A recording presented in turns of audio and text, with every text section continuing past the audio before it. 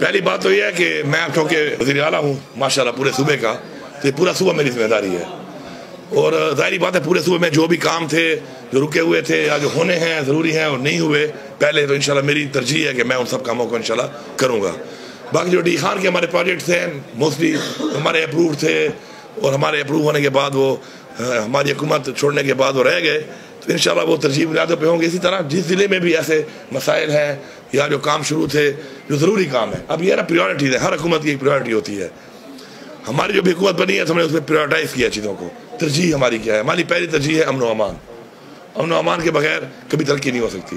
ہم نے پہلے سے فوکس کر رہے ہیں انشاءاللہ، اس کے لیے ہم نے پورا ایک پلان بنایا ہے، اس کے لیے ہم اپنا فنڈ جو ہے ریلیز انشاءاللہ کر کے اس کے اوپر انشاءاللہ صوبے میں انشاءاللہ امن قائم کریں گے، تاکہ ہمارے لوگ بھی محفوظ رہیں اور ہمارے جو پولیس ہے، ہماری فوج ہے، ہماری جو فورسز ہیں یہ بھی محفوظ رہیں۔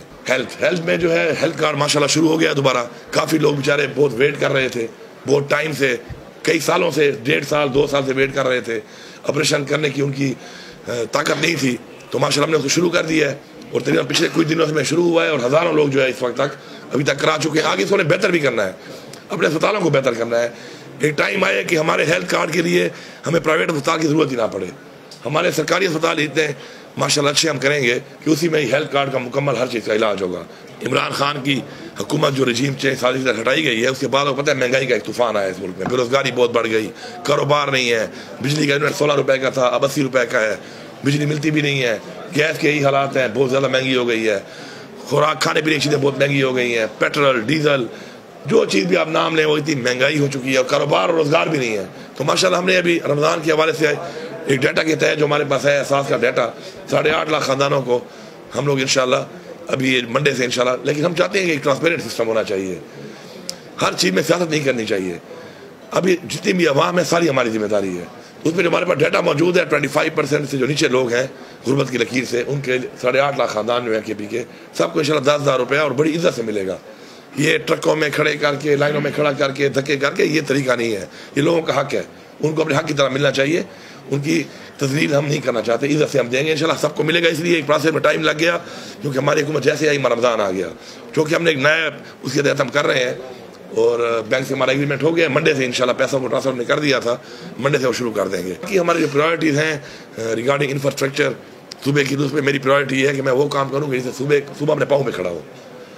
یہ ایسے پروجیکٹ ہم بار بار کرتے ہیں کہ جو حکومت کے سفید ہاتھی بن جاتے ہیں، ان سے ضروری ہے کہ ہم لوگ اپنی فوڈ سیکیورٹی کے لیے کچھ کریں۔ ابھی پاکستان کا بہت بڑا مسئلہ ہے فوڈ سیکیورٹی کا، اور مہنگائی بھی اس لیے ہے کہ جب چیز کم ہوتی ہے تو مہنگی ہوتی ہے۔ تو انشاءاللہ لفٹ کنال ہم بنا رہے ہیں، وہ انشاءاللہ ہم بنائیں گے۔ اس طرح ٹانگزام جو ہے، کیونکہ ساؤتھ کے بھی میں ایک پوٹینشیل ہے، اس پہ بھی انشاءاللہ میں نے میٹنگز کی ہیں، اس کو بھی ہم شروع کریں گے، اس سے بھی کافی زمین رقبہ آباد ہوگا۔ اسکل ٹریننگ سے یہ ہے کہ اسکل ٹریننگ میں اب میں کچھ ممالک سے میری بات ہے، میں مزید اس کو میچور کروں گا، میں کچھ ویزے لاؤں گا۔ ہمارے لوگ کافی ماشاءاللہ کے پی کے لوگ اسپیشلی جو ہے وہ کافی محنت کش ہیں، اور جاتے ہیں باہر ملکوں میں محنت کرتے ہیں، مزدوری کرتے ہیں۔ تو میں چاہتا ہوں کہ محنت مزدوری کے علاوہ تھوڑی ٹیکنیکل ٹریننگ دیں ان کو، تاکہ وہ آگے بڑھ سکیں۔ ساری مزدور ہی رہتا ہے، اگر وہ ٹیکنیکل ٹریننگ کر لے گا تو وہ مزدوری سے آگے بڑھے گا، الیکٹریشین بنے گا، پھر اس میں اوپر جائے گا۔ تو انشاءاللہ وہ ٹریننگ ہم نے دینی ہے بہت جلد، اور ہمیں لوگوں کو باہر ملک بھیجنا ہے ٹرین کر کے۔ یہ قرضے لے کر تو قومیں نہیں بنتی ہے، قرضہ لیے جاؤ پھر سود نہ دو، پھر اس پہ قرضہ لو، پھر وہ سود اتارو قرضے میں، تو یہ ہمیں نکلنا پڑے گا اسے انشاءاللہ، اور ہم اس پر کام کریں گے، اور انشاءاللہ آپ کو دیکھیں گے کہ اس صوبے کے اندر ہمارے جو بقایا جات دینے ہیں انہوں نے، وہ ہمارا حق ہے، ہم مانگتے ہیں۔ میں اس میٹنگ کر کے آیا ہوں، اس کے اوپر میں نے بڑا کلیئرٹی سے بتایا ان کو کہ میرے صوبے کا جو حق ہے، میرے صوبے کے عوام کا حق ہے، وہ آپ کو دینا پڑے گا۔ ہاں ٹھیک ہے، آپ کے حالات ٹھیک نہیں ہوں گے، آپ مجھے اکٹھا نہ دیں، لیکن یہ نہیں ہو سکتا کہ آپ مجھے انکاری ہو جائے کہ میں نہیں دیتا ہوں، کیونکہ یہ پیسہ میرا کوئی خیرات یا بھیک تو نہیں ہے، میرا حق ہے۔ میرا صوبہ آپ کو بجلی دے رہا ہے، اور بجلی اتنی سستی دے رہا ہے آپ کو، اور آپ مجھ پہ اتنی مہنگی بجلی بیچ رہے ہیں، پورے پاکستان میں بیچ رہے ہیں، اور مجھے آپ اس کے پیسے بھی نہ دیں جو آپ نے میرے ساتھ ایگریمنٹ کیا ہوا ہے، تو یہ تو پھر مذاق ہوا۔ یہ تو والی بات ہوئی کہ جی ہمیں آپ کو کوئی سمجھتے ہی نہیں ہے، یا آپ کوئی ہماری آواز یا کوئی ہمارا جو احتجاج ہے وہ آپ کے لیے میٹر ہی نہیں کرتا۔ یہ ایسا نہیں ہے۔ اسی طرح گیس ہم دے رہے ہیں، بہت تھوڑا ہمیں اس کے اوپر جو ہے چارجز ہیں رائلٹی کے، وہ بھی آپ ہمیں نہ دیں، تو ایسے نہیں چلے گا۔ اس کے اوپر ہم نے بات کی ہے ان سے، اور ہماری اس کے اوپر بھرپور طریقے سے ہماری بات ہوگی، ہم بھرپور طریقے سے اپنا حق مانگتے ہیں، اور انشاءاللہ اپنا حق ہم لے کے رہیں گے۔ اور یہ حق کو یہ نہیں کہ میری ذات کے لیے ہے، اگر میں کرسی پہ مجھے آج اللہ تعالیٰ نے بٹھایا ہے، عمران خان نے بٹھایا ہے، اس عوام کے لیے جو میرے پر ذمہ داری ہے، تو اگر میں نہیں کر سکتا پوری تو ایسی کرسی کا فائدہ بھی نہیں ہے. میں کیوں جا رہا اللہ تعالیٰ کے سامنے اپنے آپ کو شرمندہ کراؤں؟ شکر اللہ کا دیا سب کچھ ہے میرے پاس. ہماری صرف ایک صوبے میں حکومت ہے، ہمارا مینڈیٹ چوری ہوا ہے، آپ سب کے سامنے ہے جس طریقے سے انہوں نے مینڈیٹ چوری کیا ہے. ہمارے لوگوں کا 36,000 والے کو پرائے کو 136 کر دیا، ہمارے 1,36,000 والے کو 36,000 کر دیا، جو ڈاکہ ڈالا ہے انہوں نے مینڈیٹ کے اوپر. تو پھر بھی ہماری اس ایک صوبے میں حکومت ہے. میں پورے پاکستان کو بتا رہا ہوں کہ آپ مینڈیٹ جو آپ کا چوری ہوا ہے اس کے لیے آپ آواز اٹھائیں. اپنا حق اگر آپ نہیں لیں گے، اپنے حق کے لیے آپ بات نہیں کریں گے، ہمیشہ آپ غلام رہیں گے، غلام اپنے غلام بنتے جائیں گے آپ. اور ساتھ ساتھ انشاءاللہ موازنہ کریں، ان کا بھی کریں، یہ بغیر مینڈیٹ والے ہیں اور ہم مینڈیٹ والے ہیں، انشاءاللہ ہمارا بھی کریں. یہ صوبہ انشاءاللہ ایک مثالی صوبہ بنے گا. اس میں کیا دیکھیں جی الحمدللہ میرا سارا ہر چیز ڈکلیئرڈ ہے، میں نے ہمیشہ ڈکلیئر کی ہے. اور جب سے میں سمجھتا ہوں کہ میں وہ پولیٹیشین ہوں کہ جب سے میں نے پالیٹکس شروع کی ہے الحمدللہ میرے پہ نیب نے پوری انکوائری کی ہوئی ہے. ان کے ریکارڈ کے مطابق 5300 کنال زمین میں باپ دادے کی بیچ چکا ہوں. میں پوچھتا ہوں کہ پاکستان میں اتنا بڑا کوئی زمیندار بھی ہے اس کی 5300 کنال 27 مربع اس کی زمین کی ملکیت ہو؟ میں تو بیچ چکا ہوں. باقی میں اس چیزوں پہ نہ گیلا کرتا ہوں، میں خوش ہوتا ہوں کہ ٹھیک ہے آؤ کرو احتساب، اچھی بات ہے.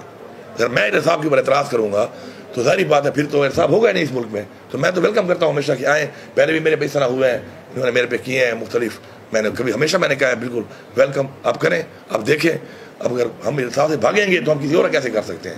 تو اس میں مجھے کوئی نہ مسئلہ ہے، میری ہر چیز کلیئر ہے، میں اس کے تیار بھی ہوں اور میں خوش آمدید کہتا ہوں کہ ویل ڈن آؤ. لیکن یہ ہے کہ ایک رات سپورٹ کرو. پھر میرے پہ آپ نے کیے انکوائریاں.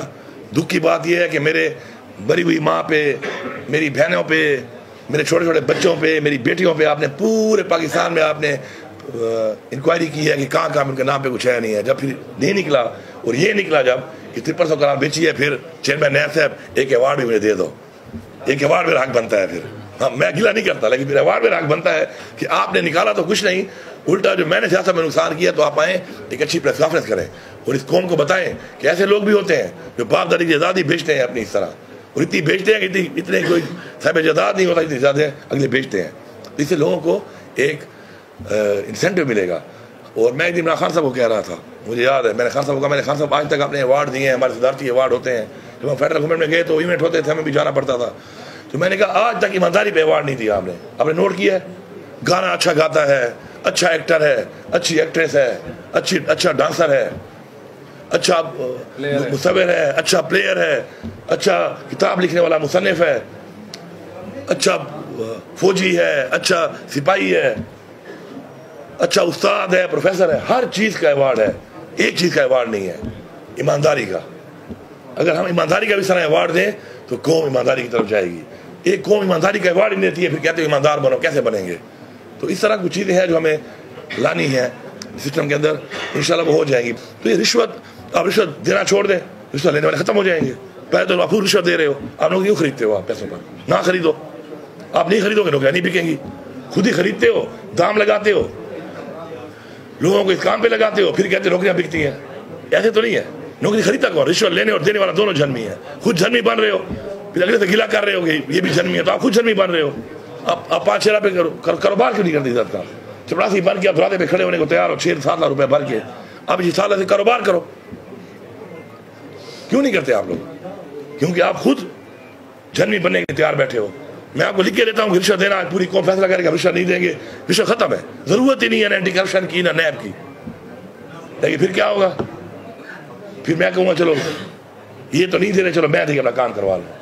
جب میں اپنی میں رہتا ہوں نا کہ میرا کام ہو جائے، میرا مسئلہ حل ہو جائے، میرا بیٹا لگ جائے، میری بیٹی لگ جائے، تو پھر جب آپ میں رہیں گے تو پھر میں قومیں بنتی ہیں ہم سے، میں سے نہیں بنتی.